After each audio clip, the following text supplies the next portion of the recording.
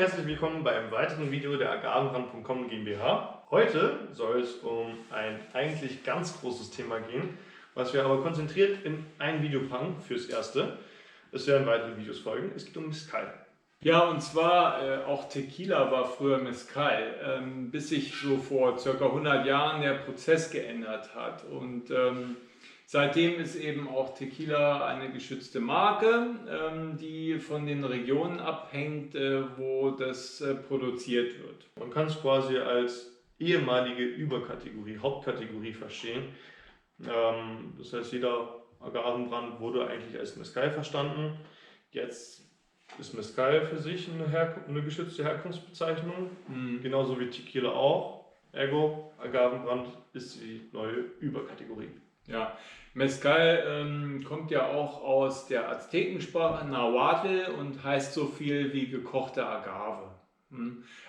Also die indigene Bevölkerung hat ja früher auch schon Agaven gegessen und gekocht ist es auch verdaulich und gegoren ist es auch bekannt und das Destillieren, das brachten dann die spanischen Konquistadoren mit, wie es scheint. Ja, der Mezcal an und für sich ist ja nochmal, kann man so sagen, deutlich vielfältiger als Tequila. Ja, darum, es würde jetzt den Rahmen sprengen, alle Facetten hier zu durchleuchten, aber neben der Region, also dem Anbaugebiet und der Herstellung, ist eben auch die Agavenart ein Unterschied. Ja, Tequila wird ausschließlich aus der blauen Weber-Agave hergestellt, während Mezcal aus den Agaven gemacht werden kann, die dafür geeignet sind. Und das sind so um die 30 verschiedene Spezies, die auch sehr krass unterschiedlich aussehen können und andere Produkte hervorbringen.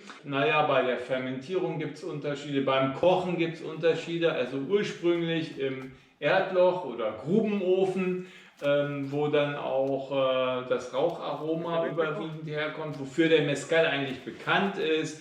Die Destillation unterscheidet sich oft, ja, und deswegen ist es schon was anderes und wird auch noch nicht so in der Welt verkauft. Das ist mehr so ein Insidergetränk. Ja, wir haben eigentlich schon recht viel erzählt.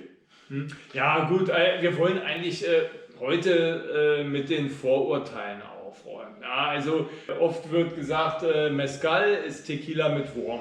Das ist Quatsch. Ne? Tequila ist Tequila, Mezcal ist Mezcal, wie eben erläutert. Und das mit dem Wurm ist so ein Marketing-Thema gewesen wahrscheinlich. Das ist in Wirklichkeit eine Schmetterlingsraupe. Und die gehört eigentlich zur mexikanischen Küche. In getrockneter Form, wie auch andere Insekten, Ameisen, Grashüpfer, Skorpione, mit Salz vermengt, wird die eben zur Bereicherung und Würze benutzt. Es gibt verschiedene Theorien, warum bei manchen Mezcals jetzt da diese Raupe in der Flasche ist. Eine Theorie war zum Beispiel, als in den USA Mezcal verkauft wurde, gab es auch Nachahmer und die also billigen Fusel lokal hergestellt haben und als Mezcal verkauft. Und da kamen wohl Destillen auf die Idee, als Erkennungsmerkmal diese Raupe mit in die Flasche zu tun, die ja nur dort vorkommt, weil die ernährt sich auch von den Agaven. Aber so genau weiß man das nicht. Und wir haben eben im Programm auch einen Mezcal aus Oaxaca, der sowohl das Wurmsalz, Sal de Gusano, im Säckchen mit hat, womit man den Rand vom Cocktailglas verzieren kann, und auch einen Wurm in der Flasche für die, die es mögen. Ja? Ansonsten gibt es eben auch das Gerücht, dass dieser Wurm eine psychoaktive Wirkung hat. Ja? Das ist aber auch Quatsch. Also das hängt wahrscheinlich damit zusammen, dass Mezcal sich so ähnlich anhört wie Mescalin, und das ist ja eine verbotene halluzinogene Droge. Ja? Und die kommt auch aus Mexiko, die wird also aus dem Peyote-Kaktus gewonnen. Hat aber nichts mit Mezcal zu tun. Ja? Die Mezcaleros sagen, der Unterschied ist folgender. Ja? Wenn du Mezcal trinkst, kommst du Gott etwas näher. Wenn du Mescalin zu dir nimmst, hältst du dich für Gott. Und das hat sich noch nie bewährt. Also bitte Finger weg davon und lasst uns einfach die Vielfalt, den Facettenreichtum dieser Getränke mal entdecken. Ja, wir nehmen euch mit auf die Reise. Es gibt auch andere Gefäße, wie man sehen kann, ja, aus verschiedenen Materialien. Ne? Diese Gefäße sind aus natürlichen Früchten hergestellt, die nennt man Chicaras. Und da gibt es eben für jeden Geschmack unterschiedliche Designs. Und wir haben hier zum Beispiel jetzt aus Keramik Gefäße, die nennt man Talavera. Das kommt aus der Region, in der wir gelebt haben, die auch Mezcal produzieren darf. Und werden jetzt mal unsere Favoriten hier probieren. Na, Martin, Ja. was ist denn dein Favorit für heute? Ja, mein Favorit ist gegenwärtig der Montelobos. Schöne Flasche übrigens. Sieht echt Hammer aus. Ne? Ja.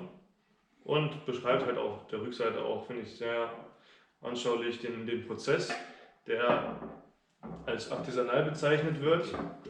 Und ja, das macht natürlich den Mezcal dann auch immer noch mal zu was ganz Besonderem. Er darf auch nur aus 100% Agave. Richtig, es produziert gibt werden. keine Mixtus. Also korrekt produzierte Mezcals sind immer 100% Agave. Ne? Manche haben vielleicht ein bisschen Additive drin. Und ja, mein Favorit für heute ist dieser auch so offiziell artisanal Mezcal, ja, 400 Conejos, also die 400 Kaninchen, der mild ist und so eine leichte Rauchnote hat.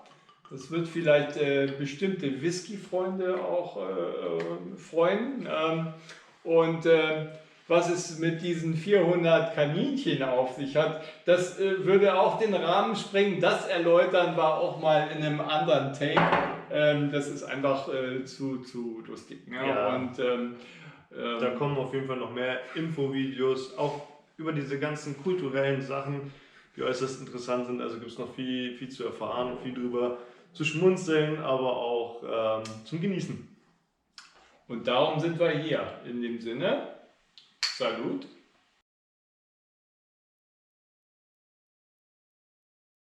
Immer wieder gut.